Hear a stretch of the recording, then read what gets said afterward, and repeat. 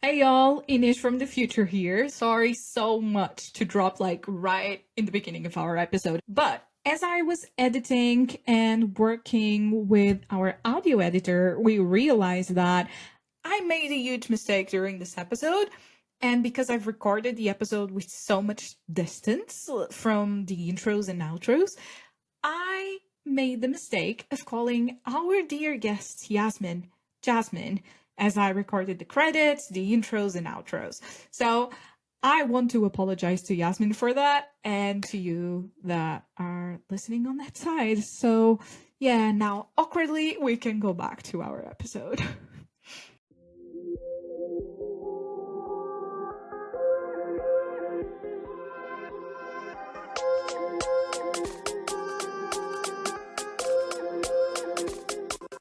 Hello, dear listeners, and welcome to A Pixel at a Time, a place to hear about how pixels and passion collide. My name is Inês Lagarto, and I hope you are ready to join the ever-evolving world of video games, exploring it from every angle. Players, developers, and enthusiasts. If you like what you hear and you would like to support us, please do take a trip to our Patreon and to our store.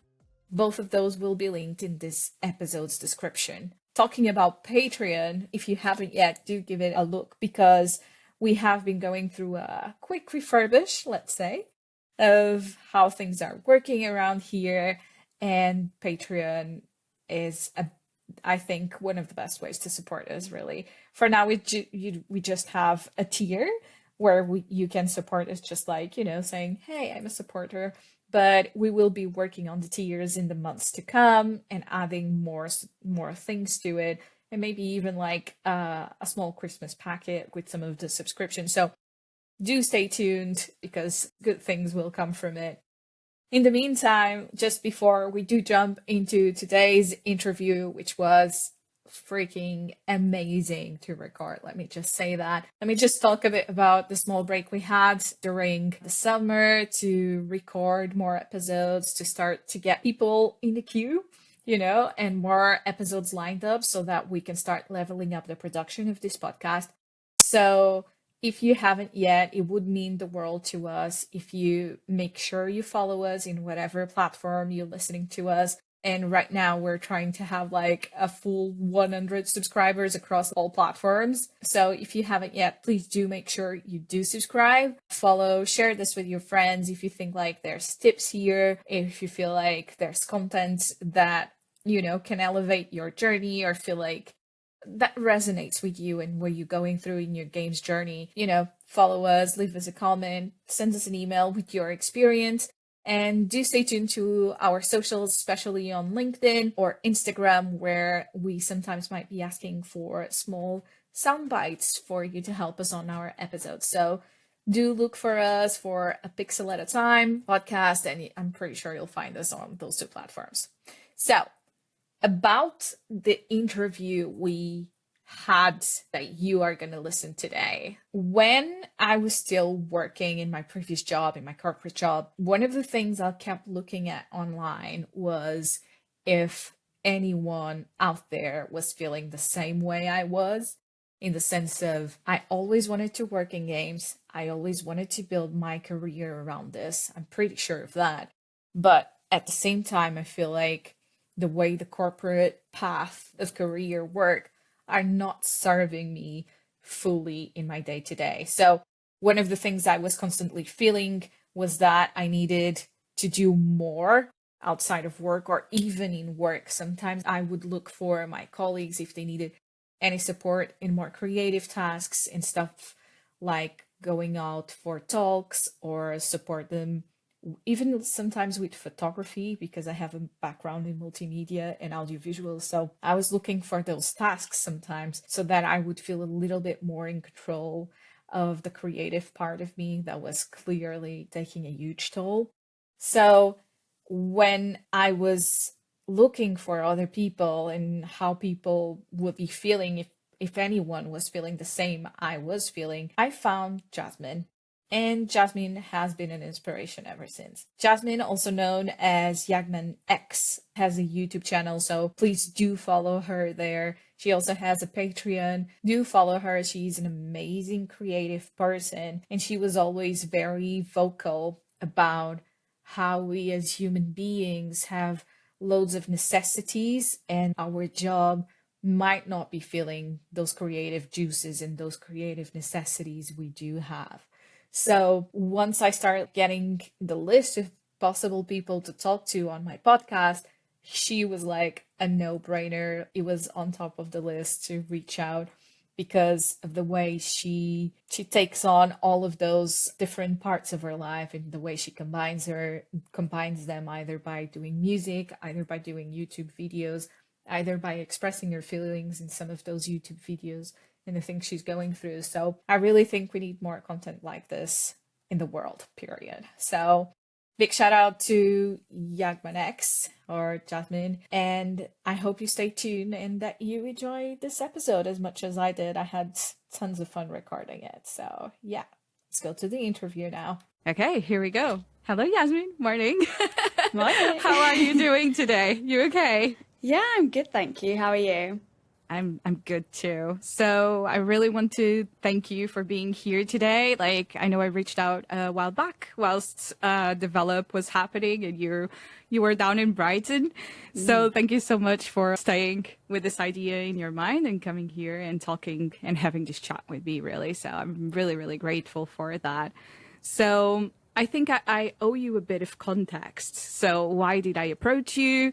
Why did I had this idea of talking to you? So first of all, I'm also a games developer, right? I worked as a producer for 4 years and before then as a game designer briefly. And I always thought of myself as a creative person, right?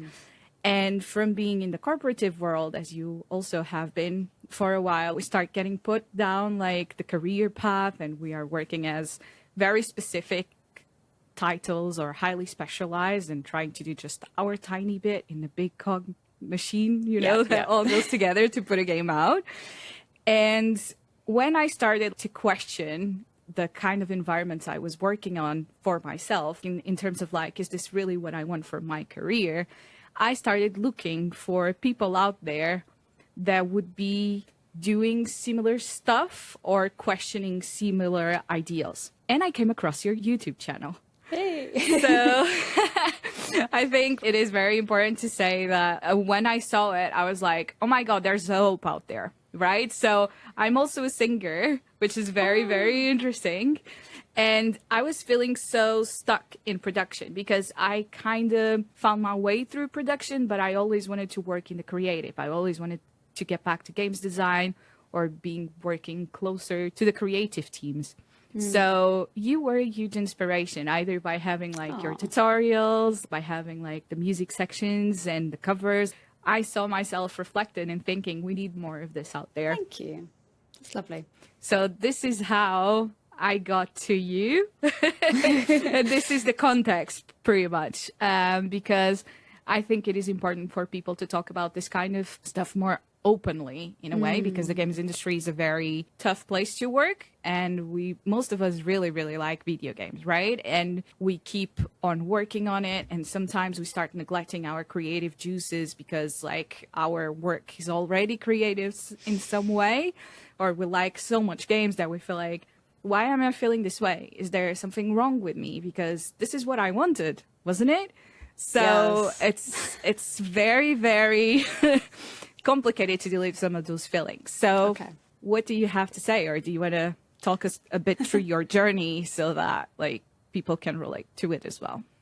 Yeah, sure. So thanks for that context. It's really cool to hear, and yeah, we can definitely like chat more about interests and stuff and music. I'd love to like hear your voice as well. Maybe we could do something together in the future. But anyway, yeah. So I guess for anyone who's listening and doesn't know me, I have always been like a person who doesn't know what they want to do exactly. Like if I give you a brief background, like I've always loved writing stories, singing, playing games since I was 3, like, but also really into films and animation and stuff. So when I was younger, I was always doing like the multimedia courses, you know, it was like a little bit of everything. Yeah. I loved that. It's my jam. Like every single thing we did, whether it was like radio or games or like stories, I was like, everything I love. And then, yeah, it's like weird when you get past school age, because then everyone's like, choose. And you're like, oh, yeah. No, I don't know what to choose. So my path was basically like, I couldn't choose between film and games to go to uni, so I didn't go to uni. I just did like an apprenticeship that I found that was advertising, and it was like web development. And I just thought if I could learn JavaScript and coding and all these like principles, it would put me in good stead for like any kind of technical future if I decided that was what I wanted. And to be honest with you, it's what people were telling me I should do as well, because they were like, the money's in that.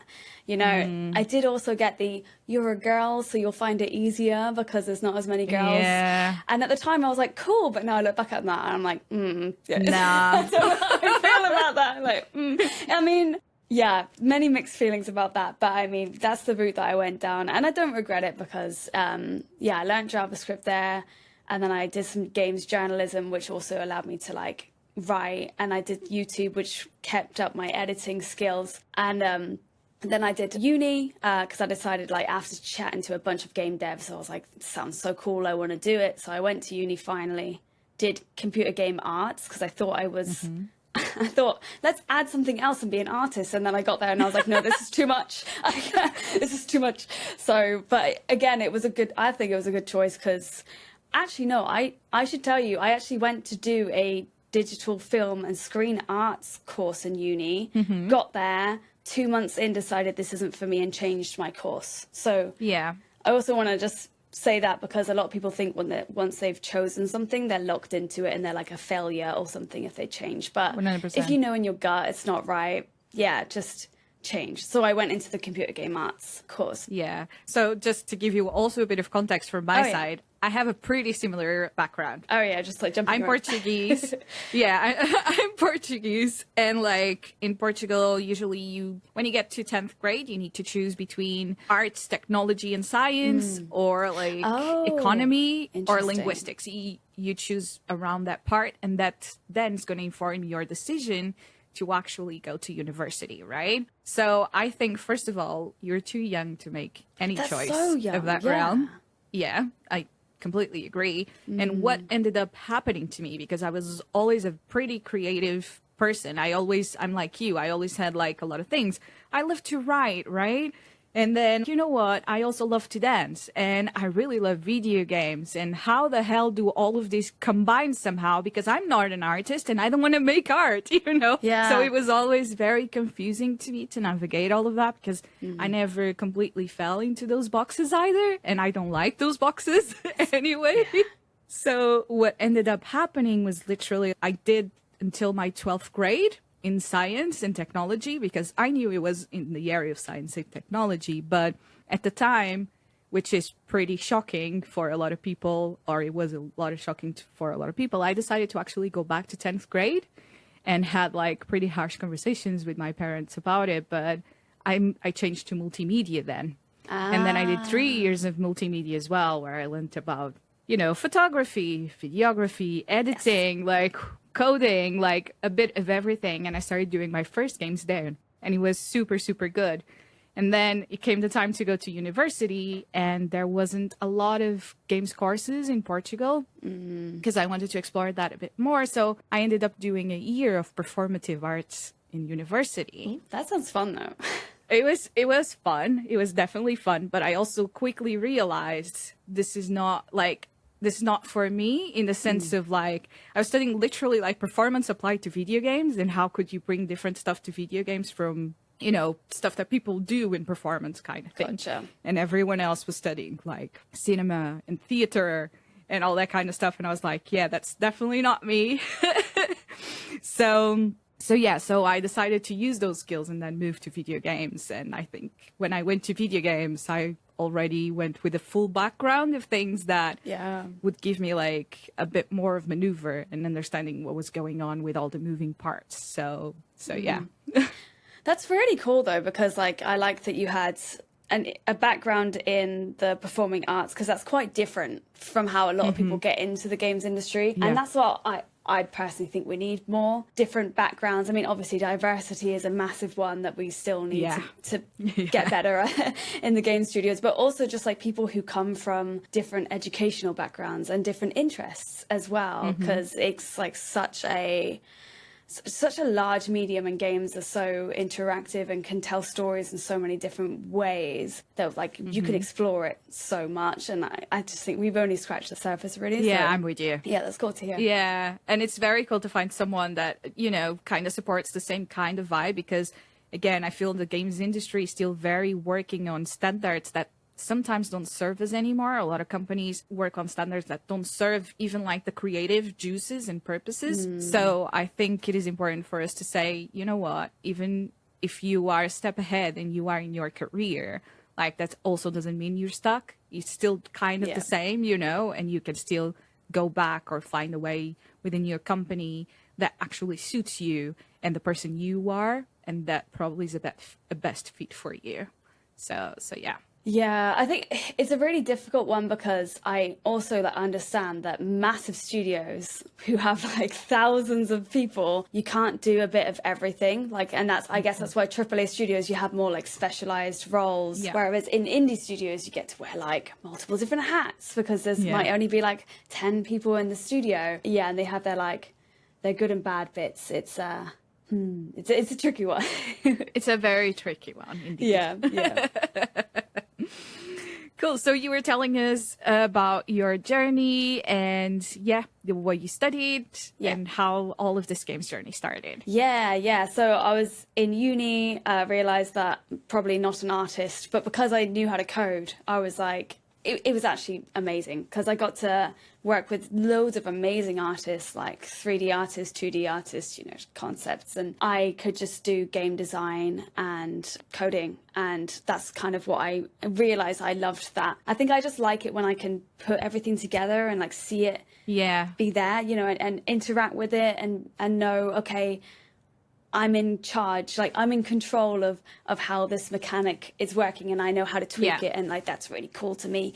Don't get me wrong, pretty pictures are like wonderful, but I just don't think I have the patience. I'm just not that, so I'll let them do that, and then because my partner is a concept artist, and he's like he's amazing, but I look at him and I'm like, I'm not even going to try and become an artist, because it's such a dedicated thing and you have to put so much time and effort into it and draw like every day. And I'm just like, yeah, I think that ship has sailed. I'll leave that to other people. But I appreciate them, because without them, the stuff that I do looks like poo and no one cares about it. So anyway, I'm going on a tangent now. So I got to work with these beautiful artists and like wonderful people. Made Perfection, which is a little indie game with a character artist and a environment artist. Kept on working on it after uni, and I always tell people this. I think it's really important to keep working on whatever you worked on in uni, like after uni, and just make it better from the feedback you got from like your final result. So I like worked on it for I think another 3 or so months on my own, and then released it because I was just trying to get a job. And then it got picked up by YouTubers like Markiplier and Jacksepticeye, and I was like, whoa, that's amazing. I was just like, what? I was also on a social media break at the time, so my friend was like, wow, congratulations. And I was like, why? Because they just texted me, and I was like, well, WhatsApp me. I was like, huh? What do you mean? And they were like, oh, have you not looked on YouTube? I was like, no, I'm on a social media break. And then that's I did. Amazing. It was so weird. Yeah, to this day, people ask me like, oh, what was your marketing strategy? And there wasn't one. I think it's just luck. Also, horror games on itch, a lot of YouTubers do like to do like a bundle of, I play 5 horror games from itch or whatever. And just like coming up with a really unique idea that a lot of people want to play. And mine was like a gamified personality test. Everyone loves personality tests. So that really worked for me, because then I got into creative assembly, working as a tech designer for 5 years until I got laid off.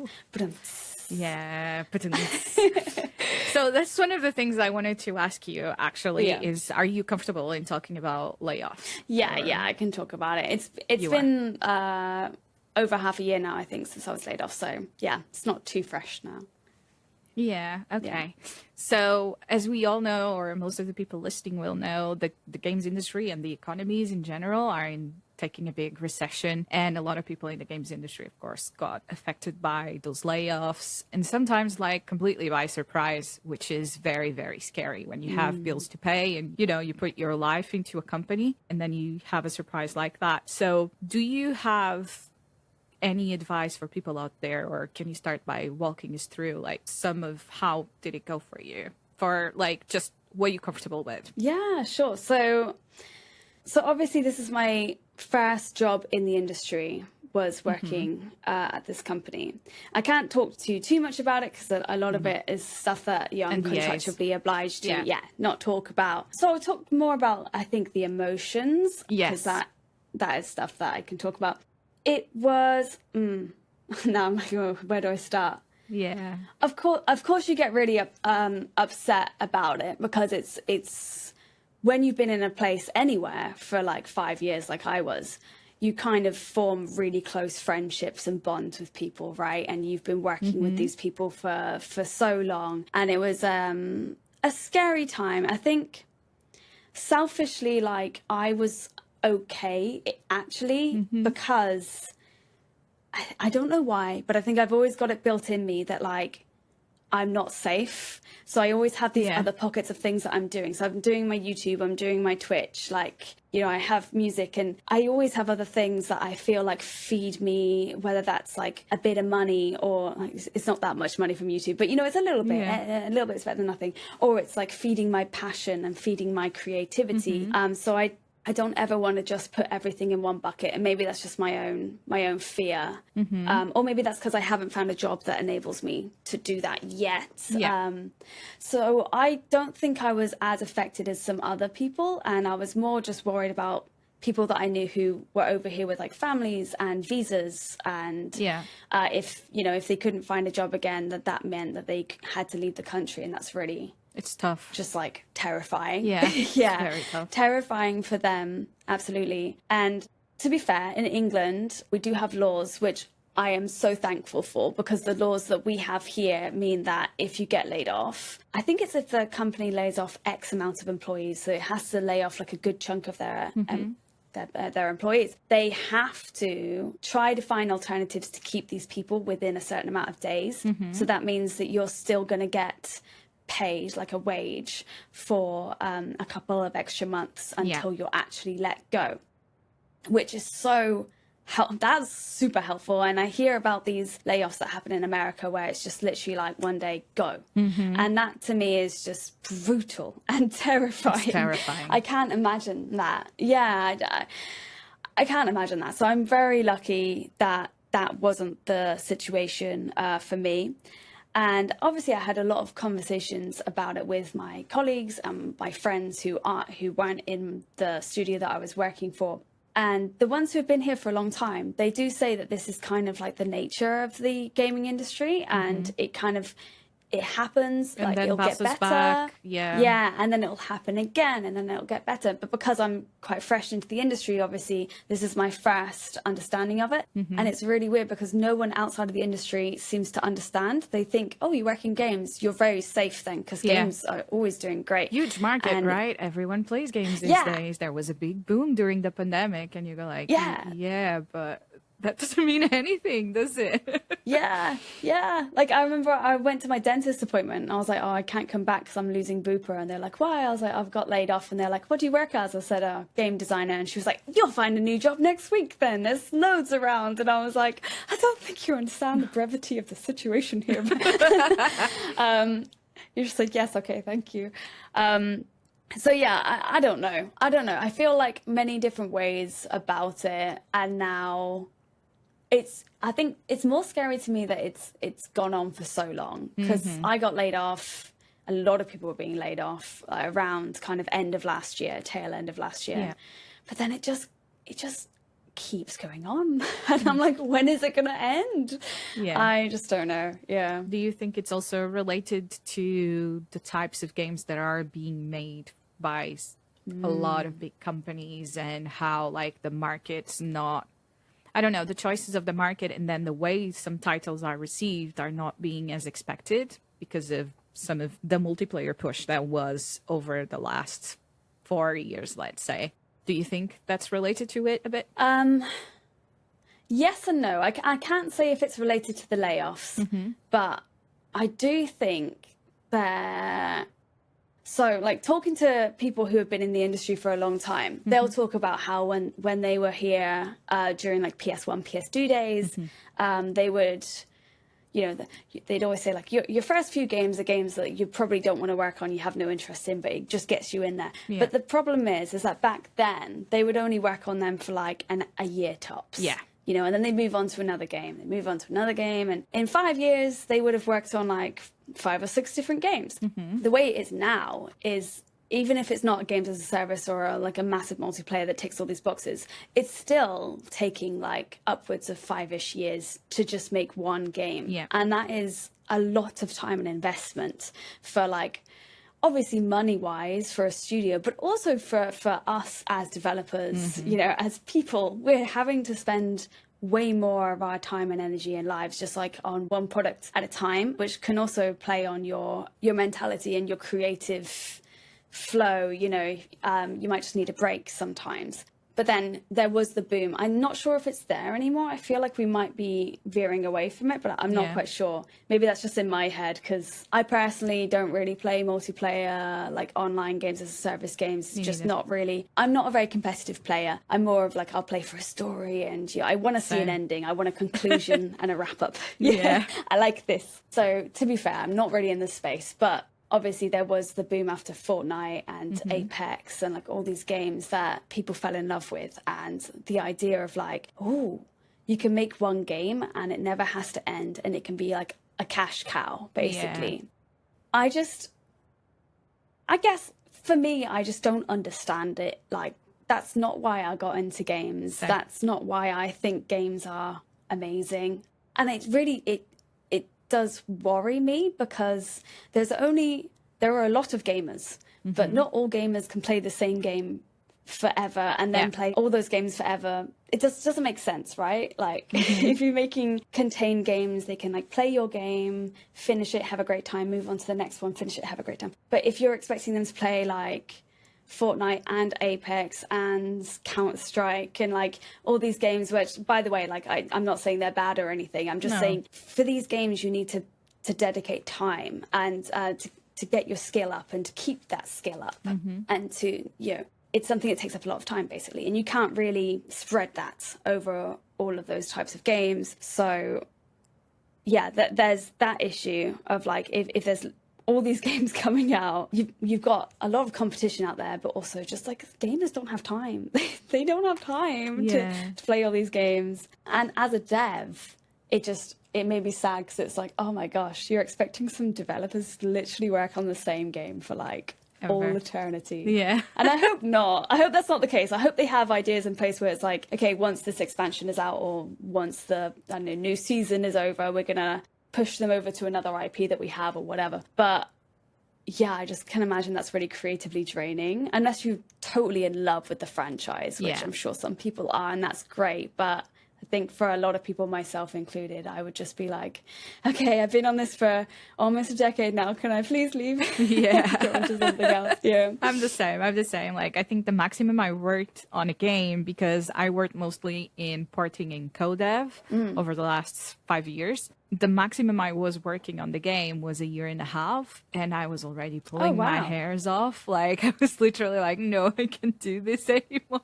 Oh my gosh. But it wasn't because of the game itself. It was just like the level, because we had to constantly, it was a live ops game that at the time was coming to all of the consoles on the market. So we were responsible for making sure the game was delivered on Switch, Xbox, PlayStation, and all the Xbox family needed to have crossplay between them.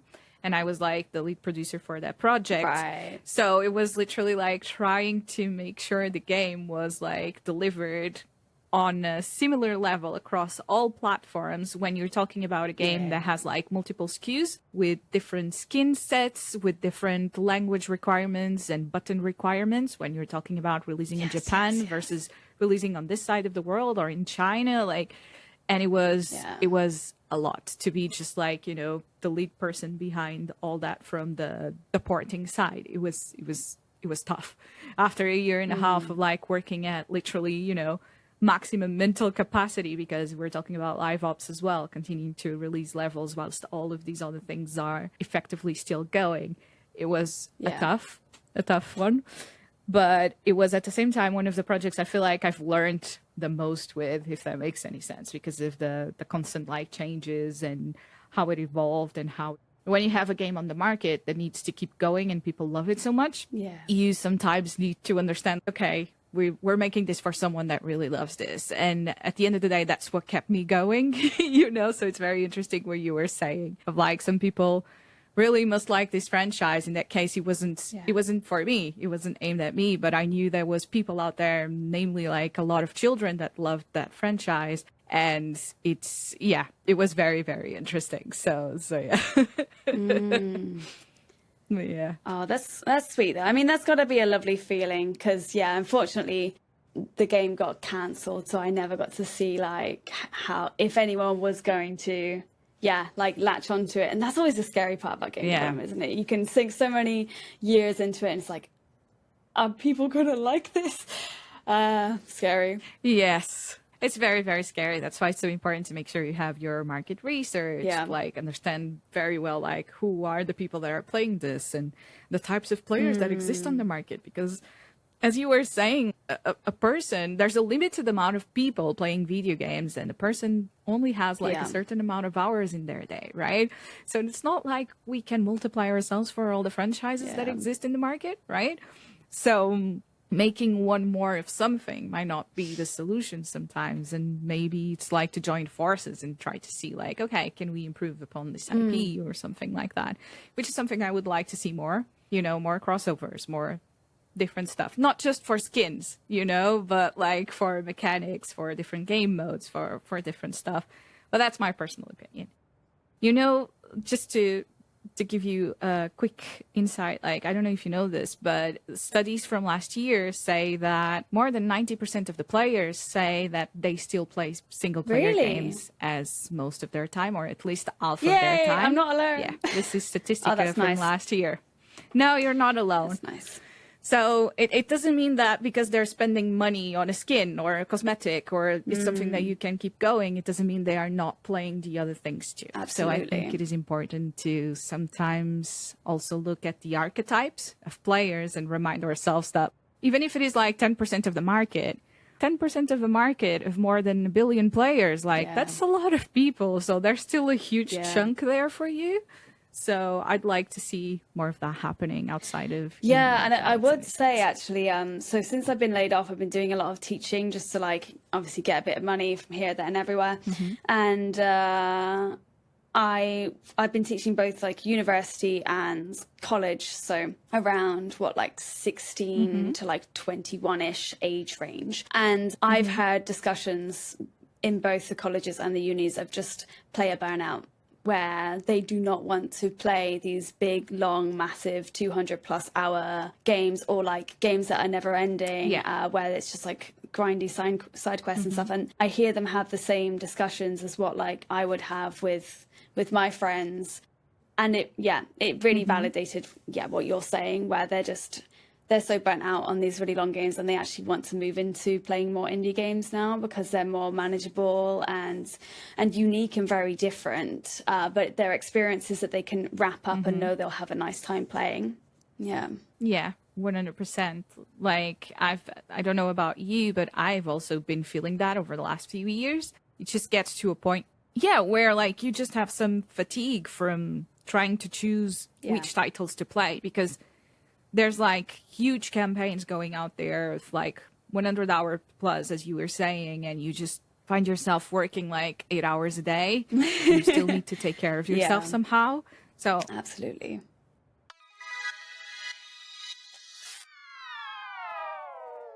Are you ready to take your knowledge of the gaming industry to the next level?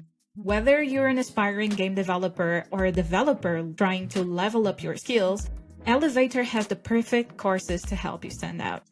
Taught by professionals from top companies like Microsoft or Santa Monica Studios, Elevator offers exclusive offers and insights you won't find anywhere else. From games design to narrative development, these courses are designed for people who want to make a real impact in the world of gaming.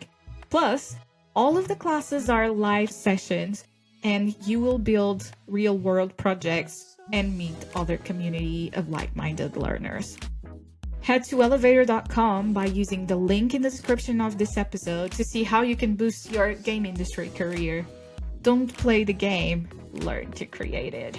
Use the Pixel at a Time link for 200 quid out. Yes, you heard correctly, 200 quid out of the full price. So go to the description of this episode for more information.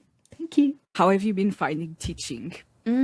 Like as a break from development? So I'll say around the time of layoffs, I got really, really burnt out, like with game development at the same time.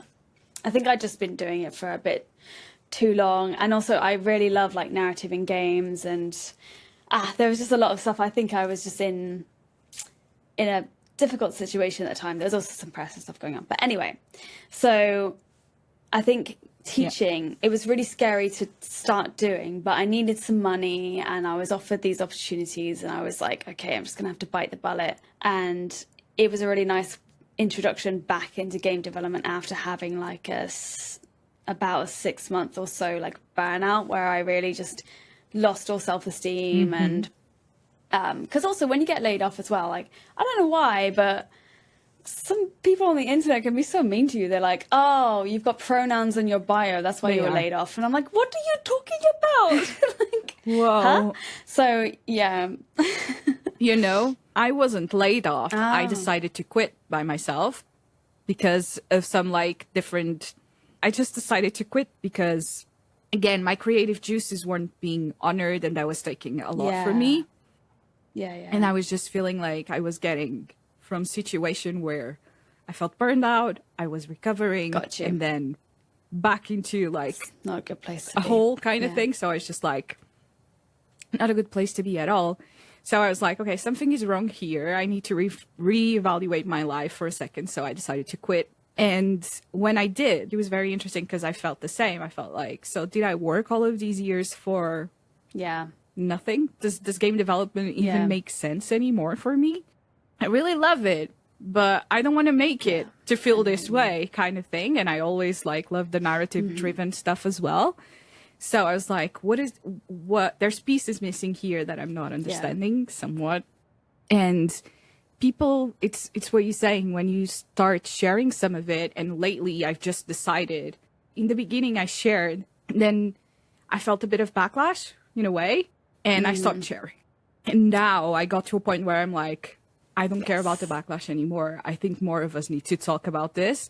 And I've been openly talking about some of the frustrations I have, either on LinkedIn, on Instagram, way more openly, even by the conversations and the people that I invite to the podcast, such as yourself. I want to have honest conversations because there might be so many of us out there that are feeling the same and they feel like they are alone. Whereas like, no, you aren't. You know, there's more people going through this. And if we hear each other and support each other that way, you know, most of us can get out of that hole faster in a way, or understanding there's a light, like keep going. There's something there, you know, and find their way through it. So yeah, I'm happy you found that in education. Hilariously, this sounds like a twin situation. I kind of did the same. I was invited to lecture in the university where I took my games design course, my undergrad course. And I was teaching there like games design and production just for specifically the students like in third year that are doing their final courses, which was an honor too. And you feel like, oh, hold on, like my skills still apply here. I actually know that it's one of those moments where you realize, oh, well done. Like I actually learned a lot over these 5 years. Yeah. I can do it. I can do it. And supporting someone, for me at least, there's nothing like giving back to a community. So that support also made me feel better with myself and more confident in my skills. Like, I can do this.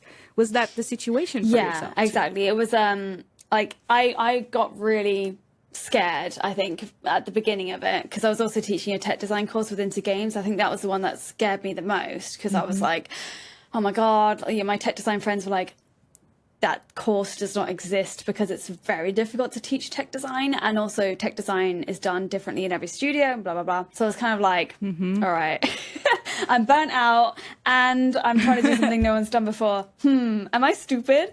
But like, what am I doing? Yeah. I feel the same a lot. But I was like, screw it, I'm just going to try my best. And to be fair, Into Games were like so lovely and so helpful, and yeah, it like you say, it reaffirmed in myself like everything that I had learned and everything that I'd known, and also everything I'd learned throughout my time in working at Creative Assembly, and all the things I'd learned from like all the people that I'd worked with. And it was actually very like cathartic to go through that journey myself and be like, I'm so glad that I went there and did that and know all of this stuff now, and I've come away with this, and now I've wrapped it up into a nice little course that I'm like sharing with all these people. And I met one of them at Develop actually, and he was telling me, it was quite funny because he was like, thank you for your tech design course, like I took it and it was great, made me realize I don't want to be a technical designer. I was like, lol. No, but he said it in a really nice way. He was like, I think I'm more of a designer, but thanks to you I now know like how to think more like a designer, because I went through that as well. He knows a bit more techie stuff, but that's the thing, like in the industry there's a lot of misunderstanding of what a technical designer actually is, so he obviously learned that. And yeah, and also for like going into schools and things, I think it really helped us to see people be really inspired about gaming again. And I was like, oh yeah, this is what it feels like to really have a cool idea for a game and just be like, fuck it, I'm gonna make it, in 2 weeks, and I don't care if it's not up to standard, or if it's not like made a certain way, or if it's not ticking all of these like tick boxes. It's just, I want to make a game and I'm gonna do it. And they get so excited and they love sharing what they've made, and it just kind of fed my pessimism and brought me back up to like a level of optimism that I really needed. Yeah, it's nice. That's so nice to hear. That's very nice to hear. And I don't know, like, it also made me feel like it is possible to relearn skills, pick up skills, because if those students, they haven't even gone through a full process of development and the discussions and the type of, very tight time framing that we have sometimes, and they just go like, you know what, I'm gonna do this, and and they find a way. They're amazing, and it works, and it's just, it's amazing. Really it's so inspiring, and it really made me feel like, hold on, you were put in your producer box for so long. You can do this. Like, you were like them one day, and you still have it in you. So if anyone's listening to us, remember this, you have it in you. Like, you really do it. You can do it. Yeah. You can do it. You can do it. But yeah, so tell us a bit about how, after all of this, how are things coming together? Of course, with the teaching, do you feel like you're ready to go back into the industry full time? Do you feel like you're going to continue to do more of YouTube stuff? Yeah. Where are you at? So, you're asking me that at quite a pivotal point, actually. So there's something I can't quite announce yet, but I will say, so I started looking back into industry roles because I do miss making games like with a team as well. Because even though, like you say, you're like put into a box, I think if you're with the right people and in people that share your mindset, it makes sense. Like, it makes sense, but also B, like, you don't have to stay in that box. There was moments in my career where like I was doing things that definitely were not tech design. Like, I was voice acting, I was helping with animation, and just because I wanted to, and that opportunity then afforded itself because I was willing and able and asking, like, can I do these extra things? I don't want to say, like, I wasn't crunching, by the way. It wasn't like, you can do it if you stay behind. It wasn't like that. It was just like, no, if I could go up to, say, the animation team and be like, hey, if you ever need someone to help you like do derpy little animations, because they always take videos and then they animate from the videos. So I was like, if you need anyone in there, I can do it. And they'd come up to me and be like, do you have a spare half hour? And I'm like, yes. So I love that part, just being creative with a bunch of different creative people. So I have been looking around, and I'm happy to say I have found somewhere that I feel like fits my need for creativity, and the role is way more like what I needed it to be. It's way more narratively skewed. So I'll just say that, but keep your eyes peeled. I'll be sharing, I think, next month. Yeah, and we'll see what happens with that. We'll see where it goes. I'm just very excited to like give it another go, I think, because I've only been in one place, and although I had like wonderful experiences, it wasn't like the narrative. There wasn't any kind of like narrative pull or anything, and that's really what I thrive on. And so I just want to give it another go with that narrative in there. But I'll always be doing YouTube. It's something I just cannot stop. I've been doing it for like, I think almost 20 years now. It's a long time. I know. Wow. So one of my viewers told me, like, you're almost coming up to a 20-year anniversary. I'm like, shut up. No, I'm not. Am I? That can't be right. How old am I? Like, what? I know it's over a decade. So I love YouTube because, and this is what I'll say to anyone who does have like multiple creative passions and stuff, and we can totally talk about this off the podcast as well.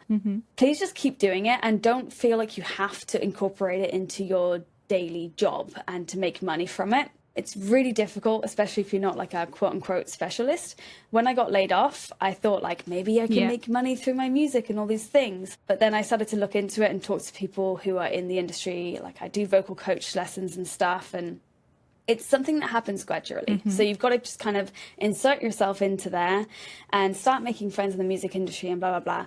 And then bit by bit, opportunities will happen. But unfortunately, well, for me at least, I couldn't just put myself out there and be like, can I please make you music for money? Thank you. It's something that kind of is a very gradual thing. So I'm making music for people at the moment in my spare time, but it's not for money. It's for like contacts and, you know, building it, but it's also for fun, you know, and I don't want to lose that because I love music. I love making music so much. And I think as soon as I started to put the money into the equation, it did put a lot of stress on it. And I realized, I'm a bit worried. I don't want to associate something I love with something that it's only good if I make money from it. And that's kind of the trap, I think, with a lot of creative stuff. You don't feel like you're good enough unless you make money. And that's not the case. So that's also why I like YouTube. How do you juggle that with video games? Yeah, I know. So YouTube, and is that YouTube music and video games? That's the struggle as well. You don't have enough time in the day. So you need to make money. You need to feed your creative passions. So for me, really, it's about having a schedule. And whenever something big happens, like I get a new job or whatever, I need to then figure out in that schedule, like, I know this sounds so regimented and some people say that it sounds awful to live this way, but unfortunately, it's the only way I can live because sometimes I just don't know what to do with myself because there's so much stuff I want to do and it feels very overwhelming. So I'll like list out all of the days that I'm like doing my work and stuff. And then hopefully, if it's a creative role, hopefully I'm getting something out of that, whether it's like writing or like, you know, dev work and coding and whatever stuff that I like to do. And then I'll try to slot in sometimes. So try and get up a bit earlier and an hour before work. This is what I used to do in Creative Assembly, actually. An hour before work, I'd be writing because I'm also trying to write a story. Too much stuff, but I love it and I can't stop it. So an hour before, I'd wake up, have a coffee, just write for like 1 hour, and you'd be surprised how much you get done in that hour because you know you've got a deadline, you're not on social media or anything, you know, it's just purely focused for that. And I'm an early riser, so that works for me, but it won't work for late night people. So maybe they want to carve out some time like in the evening, but not every day, and make sure you give yourself 1 day a week of doing nothing because you can burn yourself out if you try and do it every single day. And I would not recommend that. But it is difficult. It absolutely is difficult. And I wish there were better ways, but for people like us who have so many different interests, it's really difficult to find a job that will encompass all of those things in one. And it's a tough journey. It is a tough journey. I also really believe that like some of the most creative stuff and the most like beautiful stuff we'll see will come from types like us, right?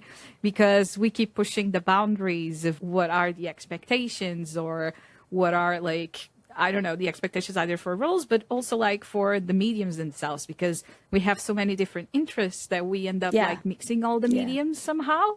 And so it's very, very interesting concepts, and different ways of doing things also are born from it. So that's pretty cool, I would say. So yeah. Yeah, I totally agree. And I also think because we are so passionate as well, it can be a good thing and a bad thing, because if you're anything like me, you're so passionate that you want to do it regardless of whether money or anything like that is involved, which can be a bad thing because you need money to live. And if you're not business minded, that can be really hard. Like, for instance, my YouTube channel, it's never going to make money because I don't talk about the clickable topics. I just talk about what makes me really excited. But it also, I think everything that people like us make is very authentic, like what you're saying, because they're doing it for no other reason, just because they're so passionate and excited by it. And yeah, like some of the music videos you've made. Do you want to talk a bit about it?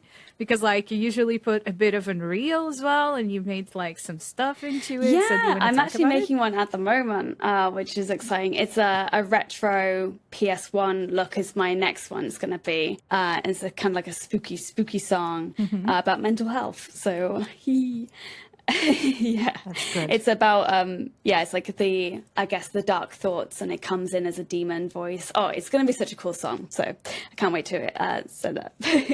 Please share it with us as soon as you have the link. Send it over so that we can put it in the description and update everything for people listening as well. That would be very cool. Yeah, and we'll share on socials as well. I appreciate that. Release it. It's just an idea that I wanted to try and merge. Like, how can I merge music and games, and I guess YouTube? And I guess that's what you asked me for, wasn't it? And although the timing, is a factor and it takes a long time, but that just kind of made sense to me, because there's people making films in Unreal Engine. So why could you not make a 3-minute, music video? And I find it really, it's exciting because it's a merge of everything. And I do want to eventually one day make another little indie game, because people have been asking me that for like way too long now. But making a game is, oh my God, making a game is so scary, because I don't know when the end date would be. And even just these music videos can be a lot, because you have to write the song, record the song, produce the song with my producer Jamie at Horizon Productions, and then do the music video, which can take a long time if you're making it in Unreal Engine. So I can't imagine like how long it would take me to do a whole game. A whole game. Without publishing, or without like someone giving me money as well, which I know is so difficult at the moment as well. I don't have the business brain. It's not there. I wish I did. Well, that's very funny that you're saying that. So one of the things I started this year, I started my own company, Makeshift Interactive. Thank you. So I'm doing a few things, like I'm like you. So I have this podcast, A Pixel at a Time, where I talk to devs, literally, to try to understand how things are in the industry, and talk about, having these important conversations that I think need to be held, and also like meeting new people like you. It ends up being quite cool and nice. I feel like I've been feeding myself from these conversations too, to not like fall into the trap of feeling lonely when you're starting something from the ground and it's just you. So it has been very good. But at Makeshift, what is happening is, for now, it's just me. And of course, like, because I worked in production and my master's is in business, like I have that part. Oh, that's pretty so good. Well, Yeah, so I know how to do that part. And like, so it's okay. But I'm like you at the same time, because I'm so afraid, because I've been hiding behind my skills of production business for so long that now I'm so scared of actually making the game, And it's an idea that has been with me for so long. And it's very, very interesting to be on the other side. So I'm actually going back, learning Unreal, upskilling and all that kind of stuff. And it's super scary and daunting, I'm not going to lie, because it's one of those things where it's like, I have no idea when this is going to end.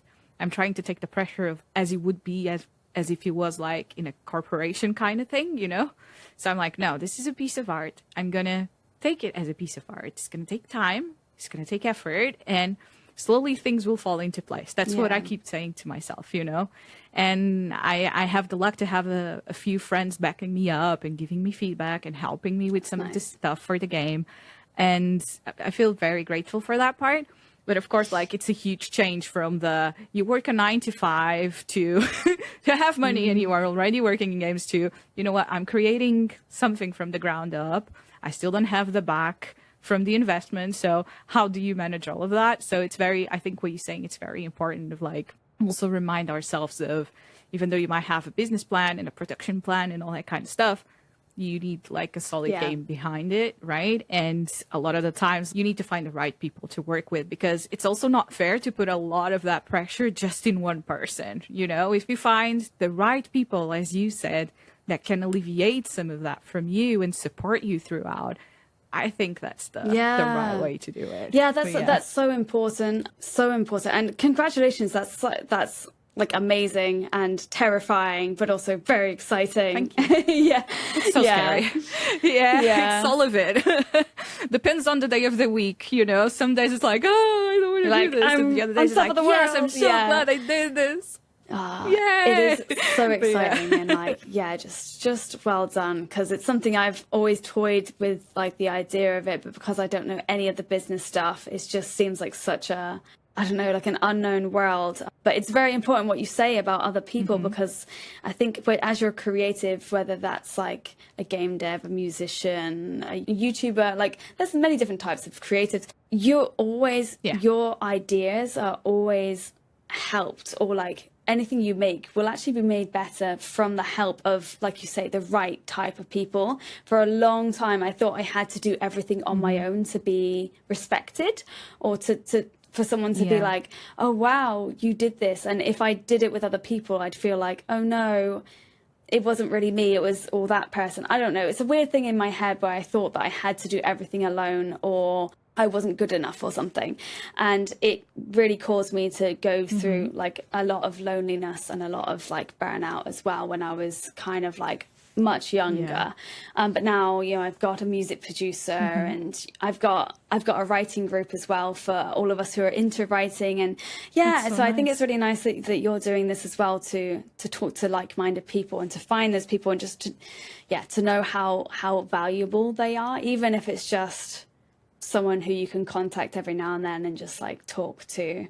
You don't have to do everything on your own. No, I also fall a lot on that trap, especially like, you know, when you feel, I don't know if you ever felt this, but sometimes when you spend some time alone, especially for me after I quit, it just felt like no one is in this journey with me. This is a journey and feelings that I'm going through and I need to process.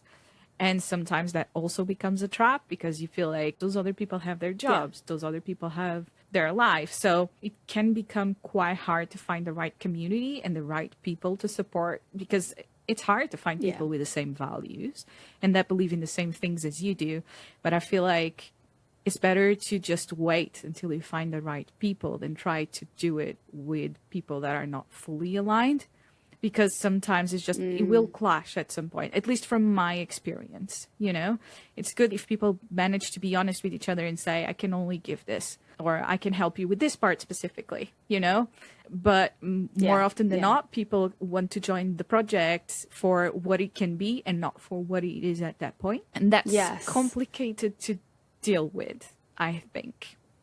But I can really imagine, because especially if you're a small team as well, you want to know in yourself that this person is invested in what you're making. But then for them to get investment, usually they need to feel like they have some sort of imprint on a little part of the game. So being able to, I guess, allow them to do that without it conflicting against what the initial premise of the game is and what the pillars of the game are. I firmly believe that games are not made, like, unless you are a solo developer and you decided to do it solo. I fully believe everyone that works on the game kind of has like a mark on it, if that makes any sense. And I really believe the best conversations and the way the game evolves the most is when people are around the table just discussing, it's working like this, but it's still not fully working. Why do we think that is? And can we find solutions? I think the best things for the games happen on those moments. And I think games are made by those moments, actually, because it goes a big difference from having your game pillars, you know, and actually like what happens every week or every sprint in development. It goes a huge difference. So I really firmly believe everyone that has kind of an input, or anyone that works, ends up having a little bit, or I want to work in the world where everyone can kind of like leave their small imprint, even if it's a tiny thing, you know? Yeah. Either by, as you said, working outside of your comfort zone and going and supporting the animation team on something else, or do you have like a tiny skill that they're missing there, or can you support with, I don't know, whatever they need. I don't know. I used to do that a lot too. And I think like all of that combined really influences the team spirit and the game that ends up being made. But Yeah. And it's cool. It's very cool to work in environments like that, I think. Yeah, definitely. But like you say, it's so difficult to find like-minded people as well, who also are very interested and like invested in making this thing. Yeah. Once you find them, do not let them go. Yeah. So, of course, like you have a surprise coming very soon. You're also working on a new music video. Is there like anything else, or where can people find you? Yeah. Where is your game? Your first game, it was Perfection, right? Yes, Perfection. Tell us all about it. Where can we find it, and how can we support you? Okay, well, thank you. So I'm known as YagmanX everywhere. YouTube, Twitch. I do videos on game development, game dev tutorials, usually Unreal Engine focused, but also game commentary as well, and game design. And on Twitch, I often play like indie games, and that could be game jam games or demos, and offer feedback to smaller developers, because I think that's really important. And it can be really difficult to get that feedback from a wide range of people. So I've been loving those streams, actually. It's been really helping me as well, because I did that when I was burnt out as well. So it really helped me to see all the cool ideas.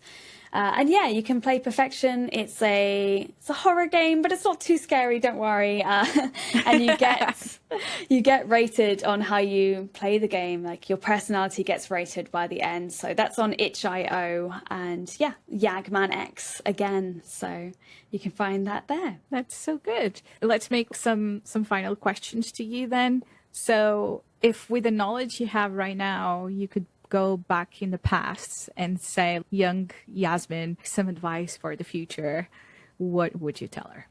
Oh, I think I'd just say, like, I still struggle with this now, so yeah. I don't know if she'd be able to do it, but just try not to worry about like impressing other people around you. Just go with what feels right to you in the moment, and you don't need to prove anything to anyone. I think being a woman in the tech industry, I felt for most of my career that I had so much to prove, and I was working so many hours for so long. I like lost friends and stuff because of it, and I think I didn't need to do that. Like, I still could have gotten where I am today without being so hard on myself. And I think I needed to remember to live as well as just work. So yeah. That's a great one. That's a great one. And do you have any other advice for any women working in tech/STEM industries out there? Yeah. Keep doing it. Like, I know sometimes it can be difficult. I mean, I just shared a tweet the other day of a comment that I get regularly on my YouTube, just saying that women can't make games, women can't do this, women can't do that. I know it's not just women, it's any minority really. For some reason, we get these messages and it can be difficult, but just know that you're not alone. And also just from you pursuing your passion and doing what you love, you are opening the door for other people like yourself, because they see you, and you might not realize it, but they do notice, and you are helping. And thank you, because I know it can be really scary to pursue what you love in an industry that doesn't have people who reflect you in it. So yeah. Have you ever thought like that you could be someone else's inspiration in that sense? I mean, I didn't until someone told me that I was the reason they went to uni for games. And ironically, we're actually like really good friends now, because I was so like, cute. Oh my gosh, yeah, we saw each other last night. And yeah, it was weird to hear, but it was like so wonderful to hear as well, because YouTube tells me that all my viewers are males, so I didn't really think I was reaching out to women. But the more I've actually looked into YouTube algorithm, they misgender people based on what they view. So actually, it's all bollocks. So don't listen to the analytics there. So yeah, it's really lovely, and I'm here to stay as well, because I want people to know that women are here, and we belong, and we're not leaving. Exactly. We need more of this. Well, absolutely. Thank you so much for your time, Yasmin. It was great and amazing to meet you. And it's lovely to meet you too. I hope we book another one of these just to chat about other things, really. It was very, very nice to meet you and feel your energy. You have an amazing energy. So thank you for that. And thank you for sharing. Yeah, and congratulations as well on creating your studio. Like, that's so amazing. Thank you. Thank you. Very scary and daunting. So yeah, I'm actually doing other things on the side now. I went back for a second, and I'm actually working in a coffee shop. I'm doing like some other stuff in a design store now, just to keep me going, to make sure like I can keep myself going, because the studio is here to stay. So I needed to rework my life around it a bit. So that makes so much sense. And and again, it's like you can't expect all your creative stuff to bring you money straight away. So what can you do instead? Let's compromise. Let's compromise somewhere. And I'm finally getting to a good place with it, and I'm pretty sure we are here to stay, and I really want this to be it. So I'm happy with it. Amazing. Cool. All right, well, thank you so much for your time once again, and I hope to hear from you soon. Yeah, definitely. Thank you. Bye-bye. Thank you. Bye.